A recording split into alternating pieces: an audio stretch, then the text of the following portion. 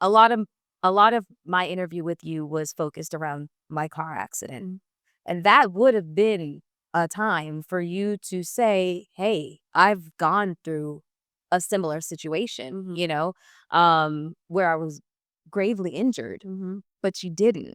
It seems like you really, really, it's a science where you pick your points, and I really appreciate that because okay, this is why birth for this person right here. And Yeah, I don't want to take that moment from the story that you're telling. yeah, I think but it was real connective tissue. no, for sure. But also on my podcast, I've already talked about my accident. And I talked about, I mean, even in the first episode, I talked about how that accident kind of launched the pod. Yeah. So we're not talking about it every episode. That's number one. And number two, I still come from a sensibility of like, I'm not trying to overly insert unless I feel it's of some value in the moment. Or just some value overall. And if I've already told that story, I don't need to retell it. If there was something about my story that I thought would help you in the moment, then maybe I would have. But I felt it was in that moment it was probably more important for you to share your story. On that level.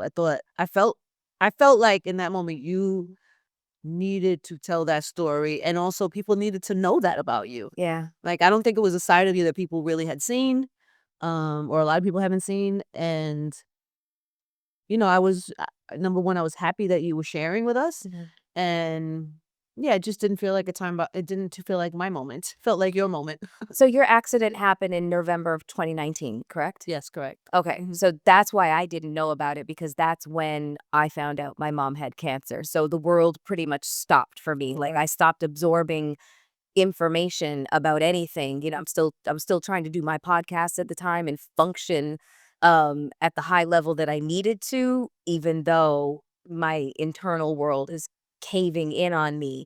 So that's why I didn't know anything about your accident. So in hindsight, um watching back my interview and listening to the things that I said and your reaction when I said I had incredible survivor's guilt and I felt like I shouldn't have survived. And you were like, really?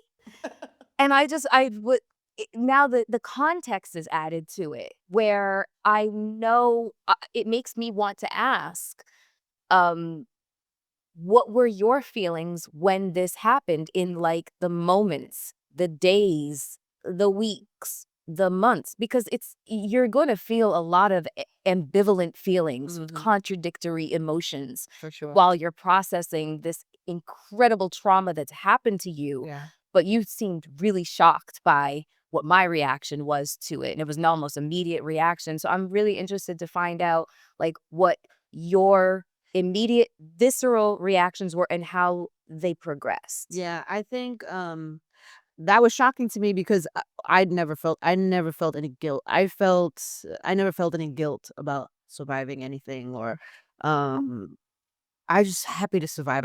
I just wanted to get back to feeling me so bad. Like I wanted to feel like myself so bad, and it took so long. No matter how much I wanted it, it was going to be time that was going to get me back to me. Like the will alone was not going to do that. So the fact that I wanted to get back to me so bad, and then you saying you felt survivor's remorse, I just couldn't understand that because I hadn't no remorse. I was busy trying to like get back to me in some type of way. But I didn't what I had to realize and learn is that you're never going to get back to you cuz you is different now. It's before Yes, and after. for sure. And they're so And different. we spend a lot of time there's gonna be times in your life, whether you have something severe as a car accident or a death in your family that's unexpected or a divorce or whatever. There's things that happen in your life that, okay, now you gotta change. Now you're changed.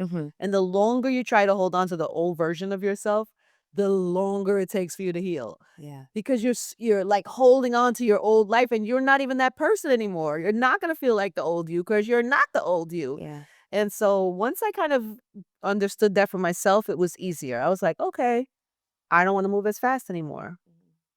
I don't want to let certain things stress me out that used to stress me out. I want to say no to certain things now that I didn't used to say. I had to like shift. Yeah. Um And there's some limitations physically that I had at the time that I had to like just, okay, you can't do that right now. That's why golf is such a big deal for me. I love the sport itself and I love the action, but the something about that I had the ability to swing and my back to be able to I have the luxury of moving my body in such a way that I could play a sport like that is like I think that's part of the victory for me. Like, you know what I'm saying? Like, not only are you okay, Yeah. but you're doing shit like this. You know what I mean? You're playing a sport that is like using your core at a strong level, and Mhm. so you know, you appreciate things more, but you also have to be you have to be okay with that. You're different, like you said before and after. So I think for me that was a big thing. But it's funny when I look back at old videos and things of that time, you forget, right? You get amnesia. You forget about those moments. Like Yes. I remember that one thing that I just remembered the other day. I was like, oh man, I forgot about that.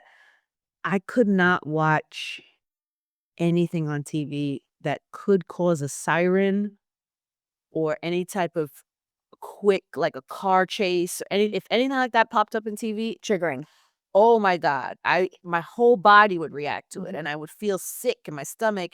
I'd get really nervous when you know, anybody from my family was going out to get in the car. I had all that like Anxiety. anxiety built up, and so I started watching like those like the home channels where they fixing the houses and stuff like HGTV. HGTV and all that. I just would watch that every day because it was safe. I know there wasn't gonna be no car crash, there was gonna be no sirens. I forgot that I did that for myself for like a month. That's all I watched on TV was that, and nothing that was gonna cause me any type of stress.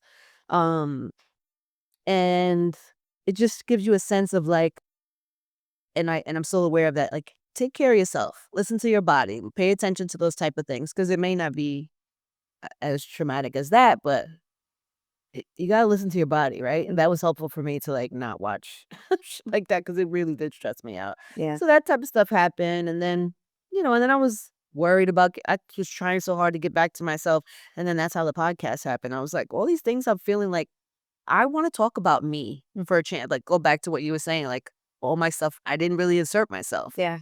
Now I kinda was ready to insert myself in some certain ways. I had just found out my father was not dead. I thought he was dead since I'm 10. I just found that out. So that had happened. The car accident had happened. I was like, "Yeah, I need a space where I can talk about this stuff, Yeah.